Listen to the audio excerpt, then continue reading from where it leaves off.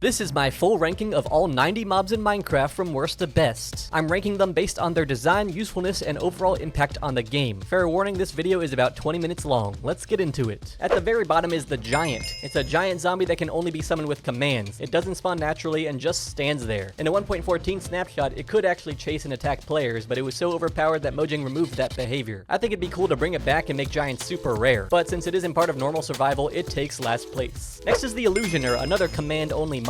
It attacks with a bow, gives you blindness, and creates clones of itself. It's a cool concept, but I'm honestly glad it never made it into survival because evokers are already annoying enough. Illusioners did make it into dungeons though, so that's cool. Now for mobs that you can actually encounter, the Vex. I hate these things. They are summoned by evokers and are demons. They fly through walls, hit hard with iron swords, and don't even drop anything. Easily my least favorite naturally spawning mob. Next is the Sniffer. It's adorable, but it's way too hard to find. You have to brush a rare egg out of Warmotion ruins, which can take hours. And the only rewards from Sniffers are torch flowers and pitcher plants, which are just decorative and not even that interesting. Sniffers are cute, but I'm not sure how they won the mob vote. Then there's the Phantom. These spawn if you don't sleep for 3 days, and they're one of the most hated mobs in Minecraft. They do drop Phantom membranes for repairing elytras and brewing slow falling potions, so they're not terrible, but they're still mostly just an annoying reminder to go to bed. At 85 is the Piglin Brute. It's basically just a stronger piglin that only spawns in bastions and doesn't care if you're wearing gold. They hit extremely hard and have a lot of health, so they make looting bastions quite challenging. They don't drop anything useful either, so they can't rank any higher. Up next is the Bat.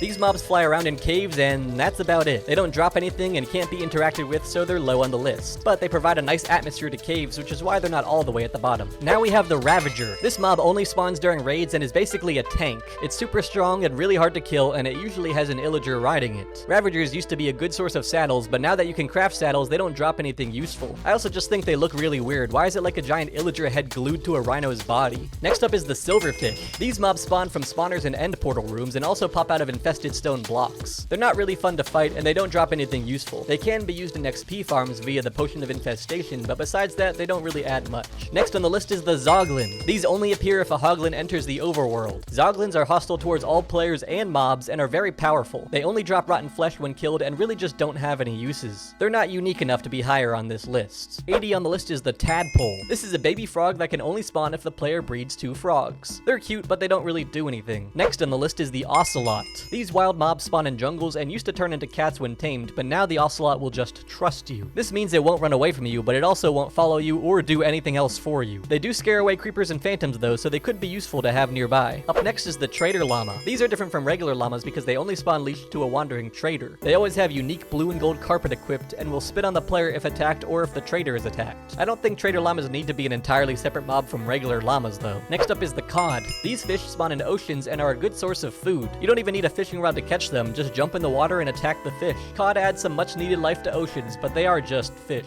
Then we have salmon. These fish are the same as cod, but also spawn in rivers. Again, it's just a fish, but it's cooler than cod because it comes in 3 different sizes. Both cod and salmon can be used to tame cats. 75 on the list is the tropical fish. These mobs only spawn in warm oceans and have over 3,000 variants, which is kind of awesome. But you can't cook tropical fish, so eating them doesn't do much. You can feed live ones to axolotls to tame them though, which is a plus. Tropical fish add some nice pops of color to oceans, but they don't have many uses. Up next is the Endermite. This mob has a 5% chance to spawn when a player throws an ender pearl, so casual players may never even see them. Technical players will use them for ender pearl farms though, because endermen are hostile towards endermites, but that's really the only reason players like this mob. Next on the list is the Goat. These mobs spawn in mountain biomes and can jump very high. Occasionally they will ram other mobs and players, and when ramming blocks will very rarely drop goat horns that make unique sounds. I think the Goat is a fine mob, but I rarely see them, and getting them to drop their horns is tedious. The rare screaming goat is funny though.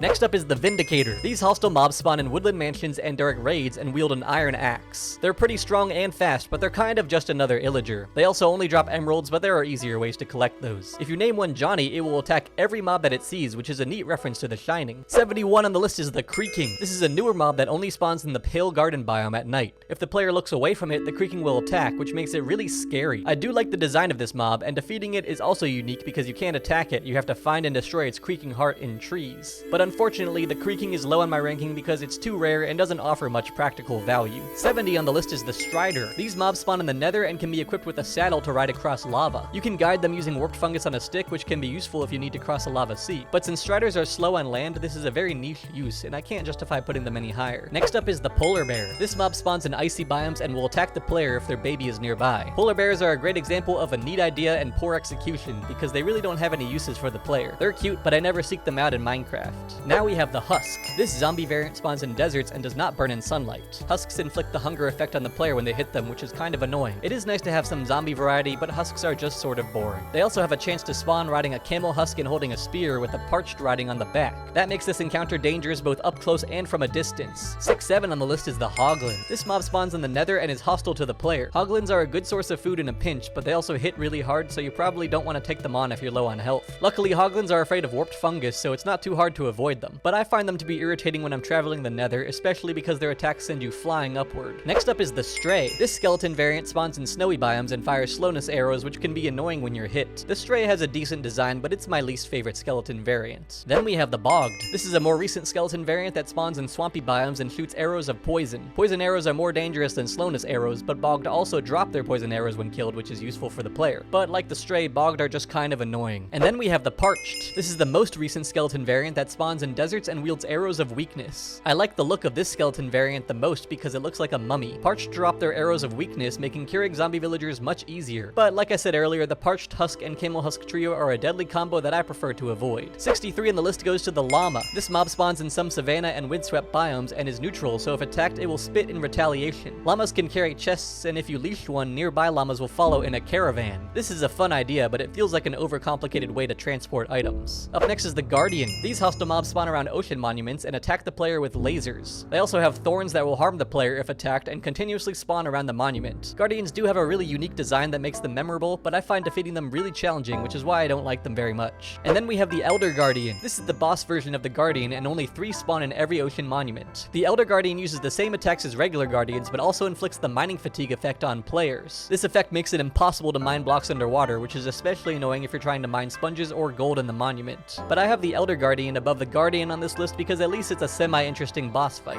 60 on the list is the Turtle. These passive mobs spawn on beaches and are the only source of turtle scute used to make Turtle Master potions and the turtle shell helmet. Getting turtle scute is tedious though because turtles have to return to their home beach to lay eggs. They're cute mobs, but they have limited uses that aren't worth the trouble. Up next is the Cave Spider. These mobs spawn in sulfur caves and from spawners and mine shafts covered by cobwebs. They inflict poison when they attack, which is both annoying and dangerous. But they do drop string and their spawners can be turned into XP farms, so they're not useless mobs. Next on the list is the Camel Husk. Like I mentioned last episode, these mobs spawn in deserts with husk and parched riders. If you kill the riders, the Camel Husk itself is passive. You can tame and ride them just like regular camels, and you can also heal them with Rabbit's Foot. I think the Camel Husk design is sick, but when I see one at night, it's terrifying. Then we have the Zombie Horse. Similar to the Camel Husk, the Zombie Horse only spawns at night with a spear-wielding zombie riding it. If you kill the rider, the Zombie Horse becomes passive and rideable. These mobs look cool, but if you need a mount, just use a regular horse. And then we have the Skeleton Horse. These sometimes spawn when lightning strikes with skeleton riders. They're similar to the last 2 undead mounts, but they're slightly better because you can ride them underwater. They don't burn in sunlight, and they just look the coolest, to be honest. 55 on the list is the Witch. This is a hostile mob that uses potions in combat, making it pretty dangerous. They throw harmful splash potions at the player and will drink healing potions themselves. Witches spawn in swamp huts, raids, and darkness. Whenever I hear that evil laugh, I run away because fighting witches is really aggravating. Next up is the Panda. These mobs spawn in jungles and are absolutely adorable. They have 7 different personalities, which is really unique and why they're not too low on the list. But realistically, pandas have absolutely 0 uses for the player, so they couldn't rank too high. But just look at this panda eating cake. So cute. Up next is the Zombified Piglin. This neutral mob spawns in the Nether and will only attack the player if attacked first or if a nearby Zombified Piglin is attacked. You can use these mobs in gold farms, which is pretty useful, but if you accidentally hit one and there are a ton of them nearby, you are absolutely cooked. Now we have the Wandering Trader. These mobs are similar to villagers that will randomly spawn near a player with 2 trader llamas on leashes. The Wandering Trader has several trades that you can't get from villagers, such as plants, ice, and other unique items. Some of these trades can be useful, but I don't find myself trading with these guys very often. They also show up at the most inconvenient times. 51 on the list is the Sulfur Cube.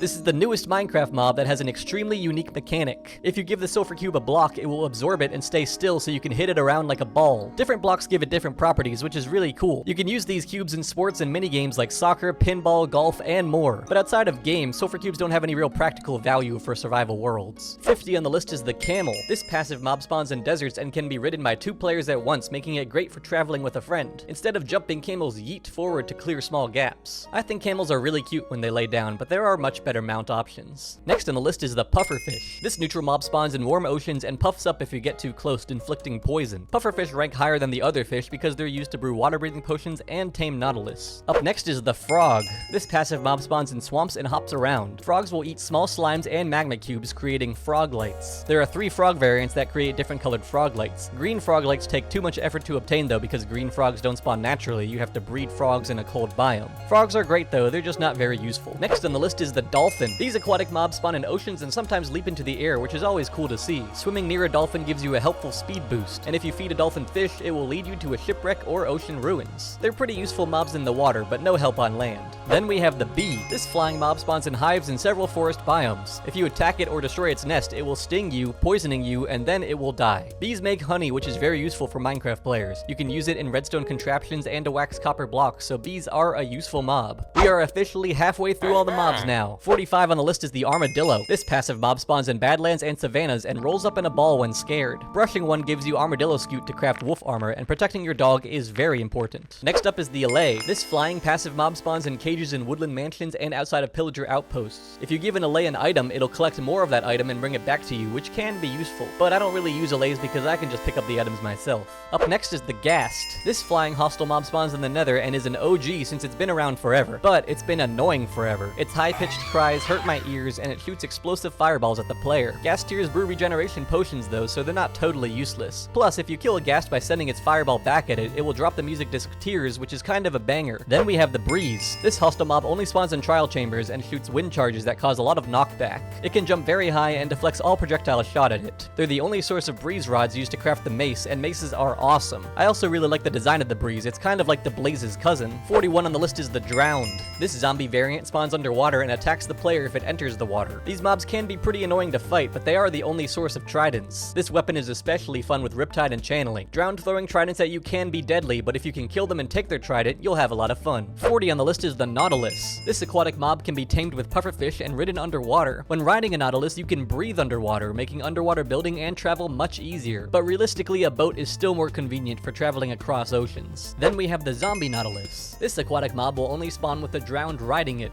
Kill the drowned and it becomes rideable just like a regular nautilus. This ranks higher than the nautilus because there's a rare variant that spawns in warm oceans called the coral zombie nautilus that looks really cool. Up next is the glow squid. This aquatic mob spawns in dark underwater areas and glows. Kinda. It doesn't actually light up the area around it, but it is luminescent. The glow squid drops glow ink sacks used for glowing signs and item frames, which I enjoy using, but I'm still mad at Dream for rigging the mob vote for the glow squid to win. Then we have the squid. This aquatic mob spawns in rivers and oceans and just kinda swims around aimlessly. They drop ink sacks, which are one of the only ways to get black dye, so they're useful. Squids have been around since the early days of Minecraft, so they couldn't rank too low. Next up is the rabbit. This passive mob spawns in deserts, forests, and snowy biomes and is very cute. There are 8 variants of the rabbit, including an evil killer bunny that can only be summoned with commands. Rabbits drop meat, hide, and rabbit's feet, which is used to brew potions of leaping and heal camel husk. So these little guys have a couple good uses, but finding and killing them can be difficult. 35 on the list is the donkey. This passive mob spawns in plains biomes and can be tamed, saddled, and ridden. What makes these mobs useful is that you can equip them with chests to transport items. This is useful if you haven't gotten shulker boxes yet and need to move a lot of items at once. Then we have the mule. This mob only spawns when a player breeds a horse and a donkey together. It can also be equipped with chests, but depending on the horse's stats, it can be much faster than a donkey, making it the better option. Up next is the parrot.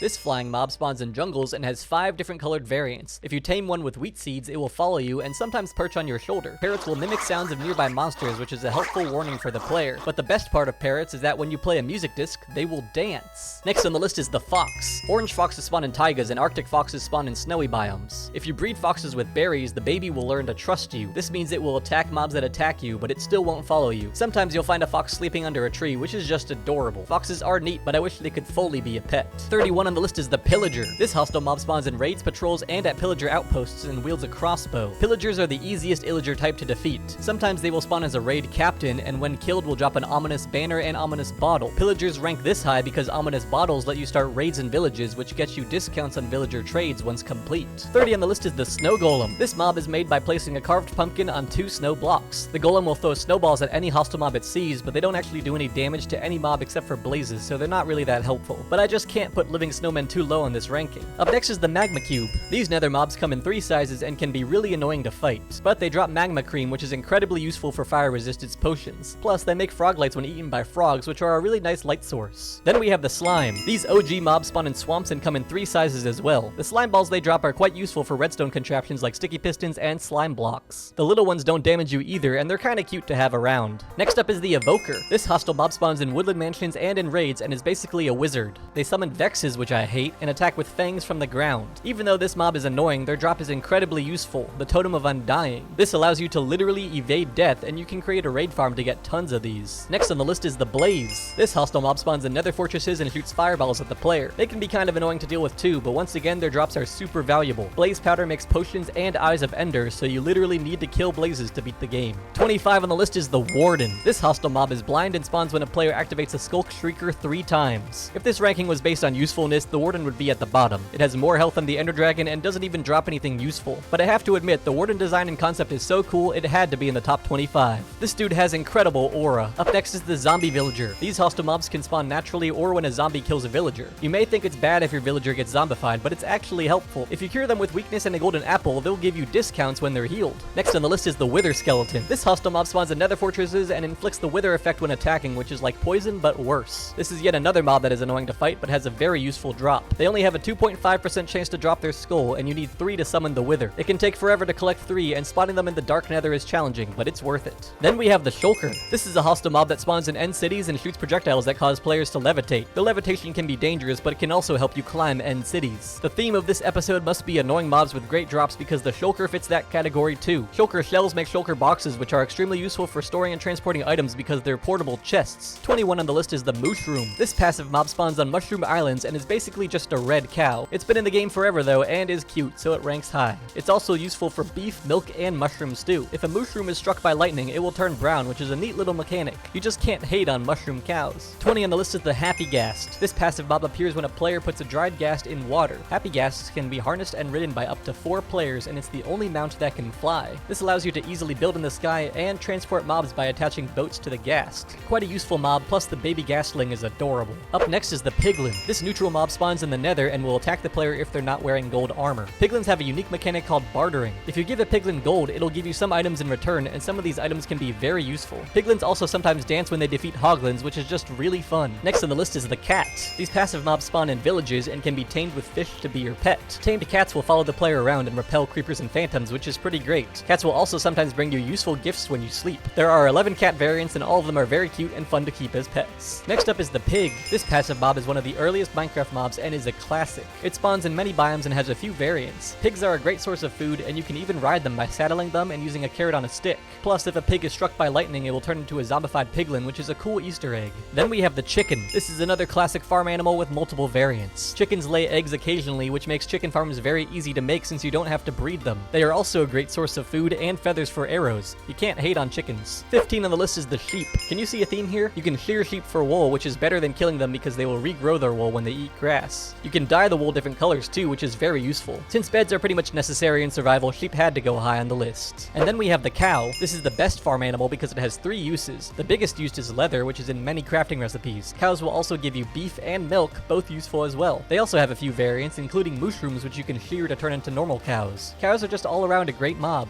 Up next is the Spider. This mob attacks the player when it's dark and can climb walls. Spiders are another mob that have been in the game forever, so they can't rank too low. They're an easy mob to kill, and they drop string, which is useful for bows. Sometimes skeletons will spawn riding spiders, which makes an interesting yet difficult foe. Speaking of, next is the Skeleton. This hostile mob spawns in darkness and shoots arrows at the player using a bow. They drop bones, which are helpful for growing crops and taming dogs, and also drop arrows and their bows sometimes. Skeletons are really annoying in a lot of situations because they can attack you from far away, but I can't really imagine Minecraft without skeletons because they've been around forever and are such a huge part of the game. 11 on the list is the Zombie. This is probably the most common hostile mob that spawns in darkness. They move pretty slowly, so they're easy to defeat, although sometimes they spawn with armor or weapons. They only drop rotten flesh, which isn't really useful unless you're completely out of food. But just like the skeleton, zombies are part of what makes Minecraft Minecraft. Baby zombies suck though. 10 on the list is the Copper Golem. This mob spawns when a player places a carved pumpkin on a copper block. Copper golems will sort items from copper chests into nearby chests, making them a living auto sorter. They will oxidize over time and turn into a statue, which you can change the pose of. They're just really fun to watch. I love these dudes. Up next is the Axolotl. This mob has 5 variants, spawns in lush caves, and can be tamed with tropical fish. Tamed axolotls help you fight underwater and can play dead to regenerate health. These little guys can be picked up in buckets and are the absolute cutest mob in the game. 8 on the list is the Horse. This is the classic Minecraft mount that spawns in many plains biomes. There are over 30 variants, and every horse will have different stats for speed, health, and jump height. I don't think I've ever had a Minecraft world where I haven't gotten a trusty steed to ride around on adventures. Next up is the Iron Golem. This mob spawns in villages and can be created by placing a carved pumpkin on 4 iron blocks. An Iron Golem will attack most monsters that it sees, making them useful for protection. But the better way to use Iron Golems is in iron farms. You can pretty much get infinite iron from these. Then we have the Wither. This is one of Minecraft's 2 true bosses and is very unique. You can summon the Wither by placing 3 Wither skulls on 4 soul sand. It will attack any non-undead mob that it sees by shooting explosive skulls at them. The Wither can be pretty difficult to fight, but it's a fun challenge. The reward for defeating it is the incredibly useful Nether Star for crafting beacons. 5 on the list is the Wolf. There are 9 variants of this mob that spawn in different biomes. You can tame wolves with bones and heal and breed them with meat. Wolves are hands down the best pet in the game. They will follow you, attack anything that attacks you, and are just really cute. Dogs are man's best friend after all. Up next is the Ender Dragon. This is the definitive Minecraft boss, and defeating it for the first time means you have officially beat the game. You can get to the Ender Dragon by going through the end portal in a stronghold. The dragon is awesome because it drops a ton of XP and leaves behind a dragon egg as a trophy. 3 on the list is the Villager. Villagers spawn in villages, obviously, and have tons of biome variants and professions, but the best part is that you can trade with them for useful items. Many players create trading halls for emeralds and enchanted books. Villagers and their big noses are one of the most iconic parts of Minecraft, and they're very useful, so they had to make the top 3. Next up is the Enderman. This mob will only attack you if you look at it, so just avoid eye contact if you don't want to fight it. Endermen spawn all over the End Dimension and sometimes in the overworld. They can be difficult to fight if you're not prepared, but they drop Ender Pearls for teleporting and crafting Eyes of Ender to get to the End Dimension. Endermen are a super unique mob, and they're yet another iconic part of Minecraft. And the best Minecraft mob out of all 90 is the Creeper. This hostile mob attacks the player by walking up to them and exploding. Creepers are useful because they drop gunpowder to craft TNT and firework rockets. It's also cool that the Creeper was created from a bug. They were trying to make a pig and somehow ended up with the Creeper. Even though Creepers are deadly, they are literally the face of Minecraft. The logo is a Creeper face. Clearly the Creeper deserves the top spot on this ranking. That was every single mob in Minecraft ranked. Which parts do you agree or disagree with? Where did your favorite land on the list? Let me know in the comments and make sure you like and follow for more rankings.